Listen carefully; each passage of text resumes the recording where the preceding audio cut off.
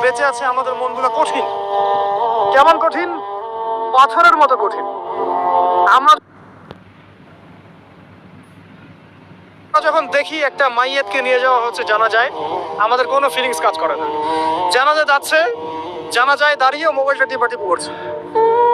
জানাজার সাথে চলছে, কোনো ফিকির নাই যে এই জানাজা আমার হবে কালকে, ওই মোবাইল টিপাটিপি করছে।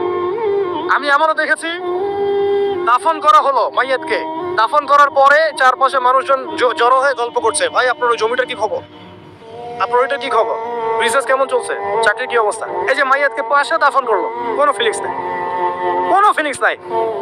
আমি আত্মশুদ্ধির কথা বলছি। আত্মশুদ্ধির জন্য আপনার মনটাকে পাখির মতো সফট নরম করতে হবে। যখন আপনি সফট নরম করবেন এবং আত্মশুদ্ধি অর্জন করবেন, তখন দুই ডানা মেলে আপনি আকাশে উঠতে পারবেন ইনশাআল্লাহ। আত্মশুদ্ধি অর্জন না করতে পারলে ডানা কেটে পড়ে যাবে, তখন আর আকাশে উঠতে পারবেন না। কোন আকাশে? ওই যে শহীদের রূহ যে আকাশে চলে গেছে, ওই আকাশ। অতএব মন কেন কঠিন হলো প্রিয় ভাই? এক নাম্বার কারণ, আমরা শিরকের ভাবে লিপ্ত আছি। এক নাম্বার, শিরকের ভাবে লিপ্ত থাকা অবস্থায় মুসলিমদের মনটা কঠিন হয়ে গেছে। আপনি কি মনে করছেন আমরা শিরক করি না? মুসলিমরাও কবর পূজা করে।